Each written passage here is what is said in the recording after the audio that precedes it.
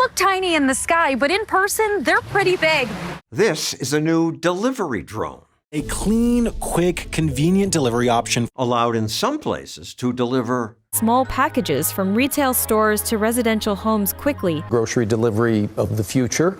Shoppers can get a drone drop off from Walmart centers. People want the burger right off of the grill. His drones bring people takeout. Under 10 minutes from takeoff to delivery. Fast means fresh. And drones are often more efficient than delivery drivers.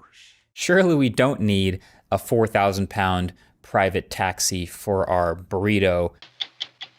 Years ago on 60 Minutes, Amazon's boss assumed drone delivery would have happened sooner. Could it be 4 or 5 years? I think so. But that was 13 years ago.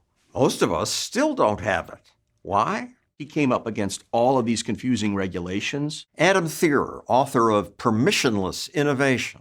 It's basically always this very selective government blessing. For safety. There do need to be some rules for safety, but they also need to allow for a certain amount of innovation. Drone innovation has been slow because delivery drones are not allowed to fly Beyond visual line of sight, as it's called, basically beyond where a human could see the drone. To fly a drone farther than that, you need airline-level certification. That means the FAA has to inspect your facilities, review your operating procedures, maintenance procedures, and certify you as an air carrier. It takes a lot of work from a company with the size and resources like Amazon to get these limited permits. Would the Wright brothers have even gotten into the air if the Federal Aviation Administration existed when they were trying to fly for the first time? Unlikely. The FAA has approved DoorDash Air. It's so hard to get permission. Just 8 companies do drone deliveries. Pizzas from Little Caesars whiz by 200 feet high. Many are in Texas. It's up in the air and off to your house in less than 5 minutes. I live in New York. I don't expect drones to deliver here. There are just too many people. But even here, they're testing drones.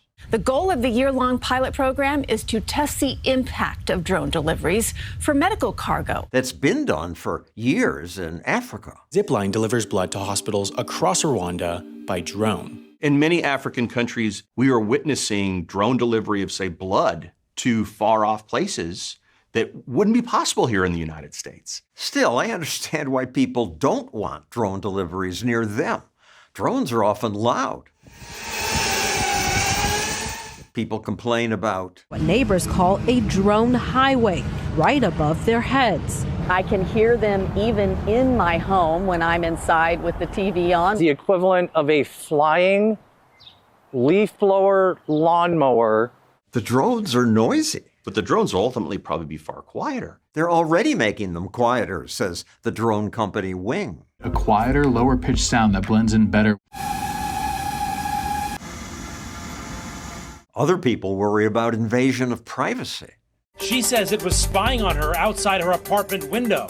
It was pretty scary. And then I realized that I had no clothes on. My own father is very skeptical of having drones deliver anything over his house, and he always uses the line like, if they come over my house, I'll shoot them down with a gun. Amazon tries to reassure people, saying, cameras on their drones are used for navigation and safe delivery of packages. They do not record people. We have trucks and delivery men come to our driveways every single day, and we've just gotten used to it.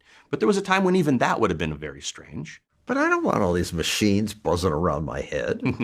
Well, you probably don't want noisy trucks coming down your driveway either. It would actually be better and potentially quieter if we had a drone that came from far in the sky and then just came down right on our property in a sensible spot. These technologies are so new and different, and then all of a sudden they're right in our face, they're right above us. But guess what? That was the way cars were originally. That was the way trains were. When trains were first introduced, some women worried that their uteruses would fly out as a train accelerated. It was silly. And they're going to freak out a little bit about drones. It's understandable. And then they're going to get used to it because they're going to see them, they're going to bring them into their lives, and things will change, hopefully. President Trump issued an executive order unleashing American drone dominance. Trump told the FAA, allow flight of drones beyond line of sight, clearing the way for doorstep deliveries. But that was more than a year ago. Government is so slow. The FAA didn't respond for months. Finally, The FAA proposed a new rule that will allow drone operators to fly beyond the visual line of sight. and even that is just a proposed change. Still, it's good there's some movement, some experimentation, because if we slow down, others won't. If America slows down, the Chinese will step on the gas. China already dominates the world for drones, and these flying taxis could be next. The Chinese, yes, they're a bunch of communists, but the reality is they've allowed for a pretty vibrant marketplace to develop things like drones. So 3 cheers for Amazon, Walmart, DoorDash, Wing, Zipline, and others for taking risks to further this technology and make our lives better.